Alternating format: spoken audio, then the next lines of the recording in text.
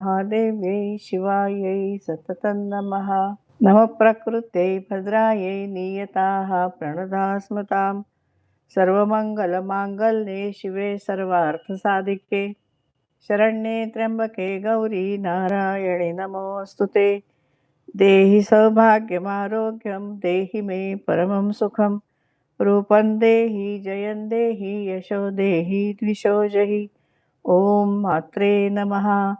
सद्गुरुनाथ महाराज की जय। जय जय रघुवीर समर्थ। प्रथमतः माझ्या यूट्यूब चॅनलवर आपल्या सर्वांचं मनपूर्वक स्वागत आणि अभिनंदन। आपण माझा मागचा व्हिडिओ ऐकला असेल तर त्यामध्ये आपण सांगितलं होतं की श्री सूक्तामध्ये जे देवी मंत्र आले आहेत त्याचं चिंतन आपण ज्येष्ठ महिन्यामध्ये अधिक ज्येष्ठ महिन्यामध्ये करणार आहोत। श्रीमन रूप शालिवाहन शक 1948 पराभव नाम इसवी सन 2026च्या अधिक ज्येष्ठ महिन्यामध्ये आपण आदिशक्तीची उपासना करीत आहोत। यासाठी श्री सूक्तातील देवी मंत्राचं चिंतन आपण करूयात असं मागच्या वेळेला त्या व्हिडिओमध्ये सांगितलं होतं। आज आपण त्याची सुरुवात करूया। हे लक्ष्मीतंत्र या वैष्णवागमातील 50वा अध्याय श्री सूक्त प्रभाव प्रकाश या शीर्षकाचा आहे। यामध्ये हे आपण जे मंत्राचं अध्ययन करणार आहोत ते आहेत। आगमग्रंथांना तंत्रग्रंथ असं म्हणतात। मी वैष्णवागम म्हटलं ना, मग आगमाची थोडी माहिती सांगते। आगमग्रंथांना तंत्रग्रंथ असं म्हणतात। तंत्रग्रंथ काही वैदिक आहेत तर काही अवैदिक। लक्ष्मीतंत्र वैष्णव पांचरात्र आगम आहे, कारण पांचरात्र आणि वैखानस असे त्याचे 2 प्रकार आहेत। त्यातलं हे पांचरात्र आगम आहे। त्यामध्ये वैष्णवाद्वैत आहे। तंत्र या शब्दाची सर्वसामान्य व्याख्या जी आहे ती अशी आहे, तनोती विपुलान अर्थान तंत्व मंत्र समन्विताम प्राणंच कुरुते यस्मात् तंत्र इत्याभिधीयते। म्हणजे याच्यामध्ये आपल्याला विविध अर्थ त्याच्यापासून मिळतात, तत्वज्ञान वगैरे सगळं मिळतं। त्याचं वैशिष्ट्य असं आहे आगमग्रंथाचं की या सृष्टी प्रलय देवतांची पूजाविधी उपकरणे पुरश्चरण शांतिकर्म 4 प्रकारचे योग म्हणजे हठयोग लययोग मंत्रयोग आणि राजयोग अशा 7 विषयांचं विवेचन असतं। ज्ञानयोग क्रियाचर्या असे 4 पाद त्याचे असतात। 4 विभागांना 4 पाद म्हणतात। लक्ष्मीतंत्रामध्ये हे विभाग आहेत। या ग्रंथात एकूण 57 अध्याय आहेत। यातला विषय जो आहे तो इंद्र देवराज इंद्र आणि देवी लक्ष्मी यांच्या संवादातून तो आपल्याला समजतो। इंद्र इथं उत्तम शिष्य आहे। इंद्राची कथा आपल्याला माहिती आहे की दुर्वास ऋषींनी त्याला शाप दिल्यामुळे त्याचं राज्य गेलं होतं, श्रीहीन झाला होता तो। आणि बृहस्पती देवगुरु बृहस्पतींच्या सांगण्यावरून त्यांनी उपासना केली, ती तपश्चर्या केली। त्यांनी लक्ष्मी त्याला प्रसन्न झाली आणि या लक्ष्मी मातेला ती आदिशक्तीच्या रूपामध्ये आहे, तर तो तिला राज्य मागण्याच्या ऐवजी तिला तिचं ज्ञान मागतो। तर म्हणून तो इथं उत्तम असा शिष्य म्हणून आपल्यापुढे येतो। तो देवी लक्ष्मीला प्रश्न विचारतो आणि देवी माता त्याचं उत्तर देते। या ओघामध्ये हा 50वा अध्याय आलेला आहे। त्यात श्रीसूक्ताचं विशेष प्रकारे ज्ञान दिलं आहे। ते पाहण्यापूर्वी आपण असं करूया की सायणाचार्यांनी भाष्य आपल्याला माहिती आहे वेदांवरचं, तर सायणाचार्यांनी जो अर्थ दिला आहे श्रीसूक्ताचा तो पाहूया। त्याचा विनियोग पण लक्ष्मीनारायण पूजेमध्ये कसा करतात ते बघूया आणि मग आपण प्रत्यक्ष मंत्रांना सुरुवात करूया। तर हे एक सांगायची विशेष गोष्ट म्हणजे ह्या सगळ्याचं सविस्तर विवेचन माझ्या लक्ष्मीतंत्रोक्त श्रीसूक्त प्रदीपिका या ग्रंथामध्ये आहे। हा ग्रंथ यशवंत प्रकाशननी प्रकाशित केलेला आहे। आता आपण श्रीसूक्ताचा थोडक्यामध्ये अर्थ बघूया। म्हणजे फक्त सायणाचार्यांनी दिलाय तो ऑथेंटिक समजला जातो, तर तो अर्थ आपण बघूया आणि मग आपण विनियोग वगैरे बघू। त्याचा अर्थ सांगतानाच की प्रत्येक ऋचेनी पूजा करायची असते देवीची, ती कशी करतात आणि त्यानंतर आपण मंत्रविभाग बघूया। पहिली ऋचा जी आहे ती हिरण्यवर्णाम हरिणीम सुवर्णरजतस्रजाम चंद्राम हिरण्मयीम लक्ष्मीं जातवेदो आवह अशी आहे। याचा अर्थ सायणाचार्य असा देतात, हे जातवेद, जात्याच ज्ञानी असलेल्या अग्ने, तू सोन्याच्या रंगाची कांती असलेल्या हरिणीला म्हणजे सस्य श्यामल धरती असा इथे अर्थ घेतलाय त्यांनी, अथवा हरिणी रूप असणाऱ्या, धारण करणाऱ्या, म्हणजे हे कथा येईल पुढे एक कदाचित, कारण ही पुराणामध्ये एक कथा आहे त्या स्वरूपाची. तर हरिणी रूप धारण करणाऱ्या, सोन्याची फुले, चांदीची फुले यांची माळ घातलेल्या, दागिने घालणाऱ्या, चंद्राप्रमाणे प्रकाशमान असणाऱ्या, ते शोभून पण दिसणाऱ्या आणि सोन्याच्या अंगाच्या अशा लक्षणवती लक्ष्मीला माझ्यासाठी बोलावं, असं जातवेद अग्नीला प्रार्थना केलेली आहे. दुसरी ऋचा जी आहे, म्हणजे या ऋचेने देवीला आवाहन केलेलं आहे. इथं उपचार दिलेले आहेत, षोडशोपचार. त्यामधलं आवाहन पहिल्या ऋचेने करायचे. दुसरी जी ऋचा आहे ती ताम आवह जातवेदो लक्ष्मी मनपगामिनी यस्याम हिरण्यम विंदेयम गामश्वम पुरुषानहम. याचा अर्थ असा आहे, हे जातवेद अग्नी, तू अनपगामिनी म्हणजे न जाणाऱ्या, अनपायिनी म्हणजे सतत टिकून राहणाऱ्या त्या लक्ष्मीला बोलाव. तिला बोलावले की हिरण्य म्हणजे सुवर्ण, गाम म्हणजे गायी, अश्व म्हणजे घोडे, पुरुष म्हणजे पुत्र, मित्र, दास वगैरे सगळे असे मला मिळेल. आता याने आपण काय केलं तर देवीला आसन दिलेलं आहे. तिसरी ऋचा जी आहे त्यांनी अर्घ्य द्यायचं आहे. अर्घ्य, पाद्य असं द्यायचं आहे. चौथ्या ऋचेने तिला आचमन द्यायचं आहे.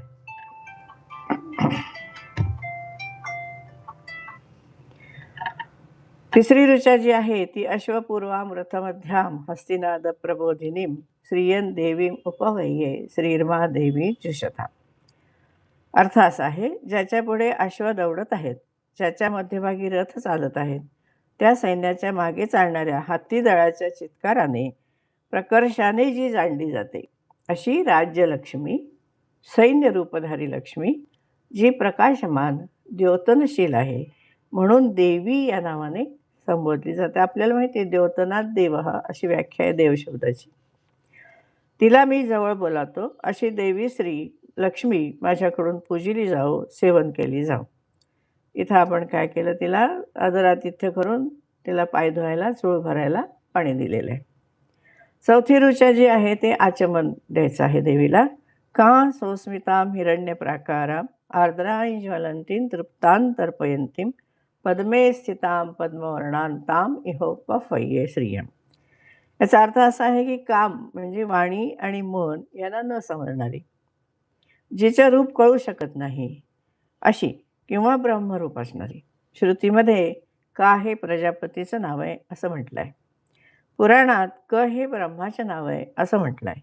ते नाव धारण करणारी, गालातल्या गालात असणारी, सुवर्णाप्रमाणे दैदिप्यमान आकृती असणारी, क्षीरोदकातून उत्पन्न झाल्यामुळे ओली झालेली, किंवा आर्द्रा नक्षत्रावर जन्मलेली, किंवा रुद्र रूप धारण करणारी.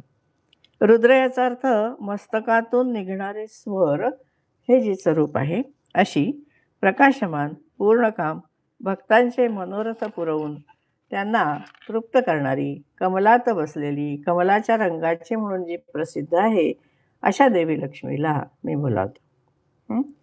त्यानंतर पाचवी ऋचा जी आहे त्यांनी देवीला उपहार द्यायचा आहे.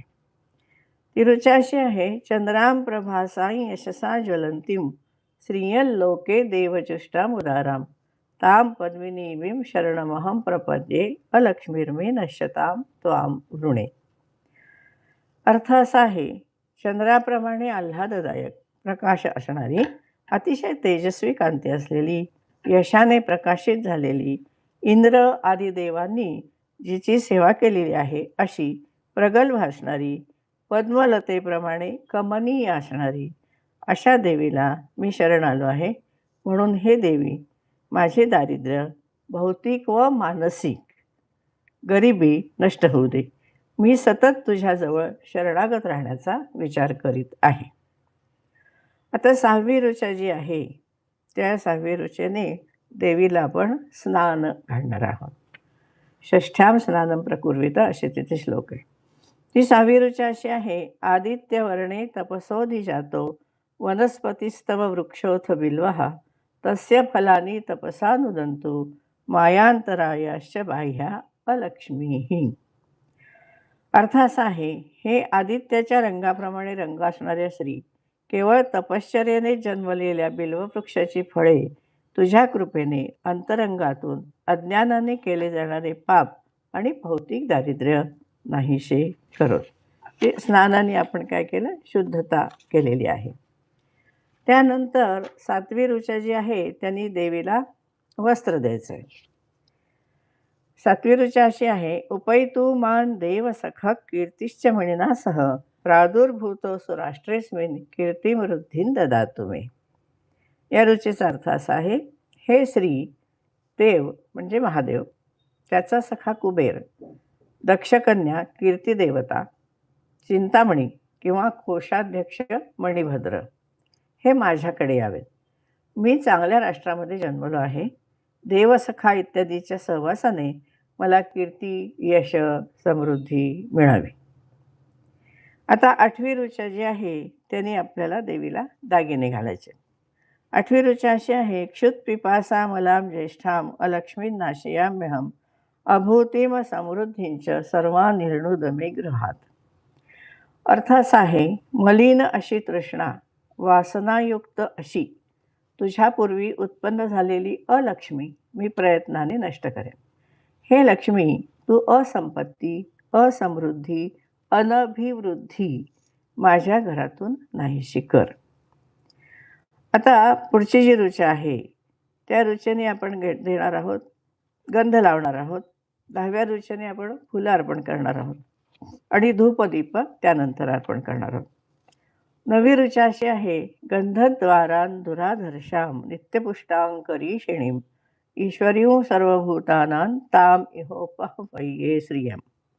अर्थ असा आहे, गंध म्हणजे सुवास, म्हणून सुवासयुक्त, कोणीही जिला जिंकू शकणार नाही अशी नेहमी समृद्ध धनधान्ययुक्त समृद्धी करणारी किंवा शुष्क गोमययुक्त गायी, अश्व अशा अनेक पशुधनाने समृद्ध सर्व प्राणीमात्रांची अधिष्ठात्री, आधार असणारी अशी पृथ्वीरूप लक्ष्मी तिला मी बोलावतो.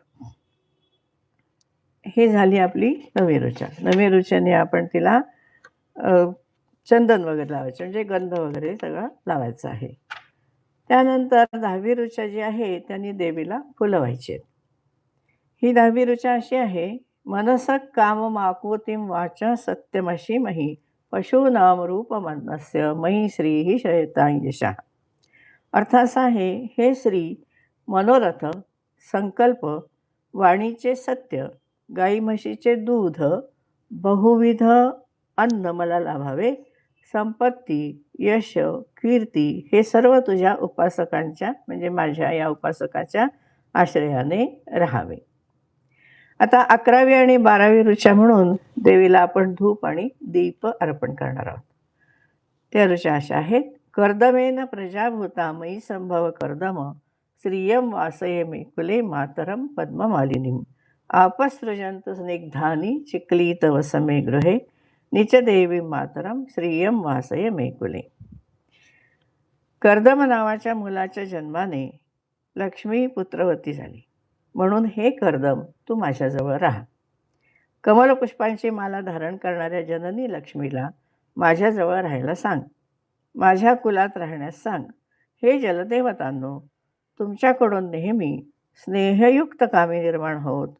हे श्रीपुत्र चिक्लित, तूही माझ्याकडे राहा. कर्दम, तू व लक्ष्मी माझ्या कुलात निरंतर वस्ती करा. यानंतर 13वी ऋचा जी आहे त्यांनी मधुपर्क करायचं आहे. 13वी ऋचा अशी आहे, आर्द्रां पुष्करणीं पुष्टिं पिंगलां पद्ममालिनीं चंद्रां हिरण्मयीं लक्ष्मी जातवेदोम आवह.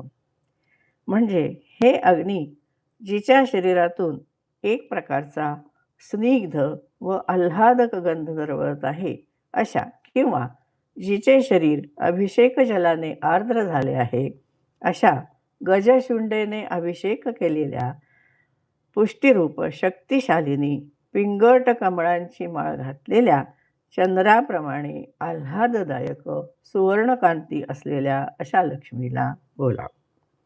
त्यानंतर आपण 14वी जी ऋचा आहे त्यांनी देवीला नैवेद्य दाखवायचा आहे आणि 15व्या ऋचेने नमस्कार करायचा आहे. शेवटी ह्रीम आणि श्रीम या मंत्राची योजना करायला या ग्रंथामध्ये सांगितले.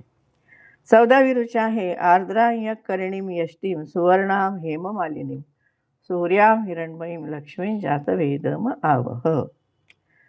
याचा अर्थ असा आहे की हे अग्ने, तू माझ्या घरी अभिषेक जलाने भिजलेल्या व अपार करुणेने चित्त आर्द्र असलेल्या, जिच्या हातात धर्मदंड आहे अशा दंडधारी सुवर्ण रंगाच्या रुक्मिणी सुवर्ण पुष्पांची माळ घालणाऱ्या सूर्याप्रमाणे तेजस्वी अशा लक्ष्मीला बोला.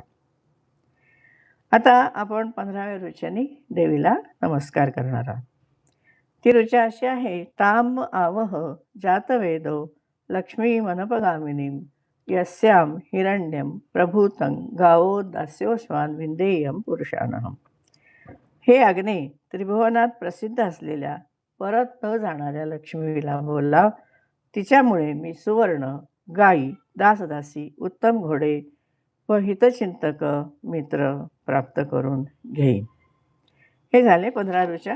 हे आपल्याला त्यांनी इथे आपली पूजा नमस्कारापर्यंत पुरी होते. 16वी जी आपण म्हणतो यशची प्रयत्न भूत्वा, ते आपण फलश्रुतीची म्हणून म्हणतो. पण इथे 15 ऋचा यामध्ये उपचारासाठी सांगितलेले आहेत. आता या 15 ऋचांमध्ये देवीची 53 नावं गुंफलेली आहेत. ती आपण आपल्या पुढच्या एपिसोडमध्ये बघूयात. धन्यवाद. नमस्कार.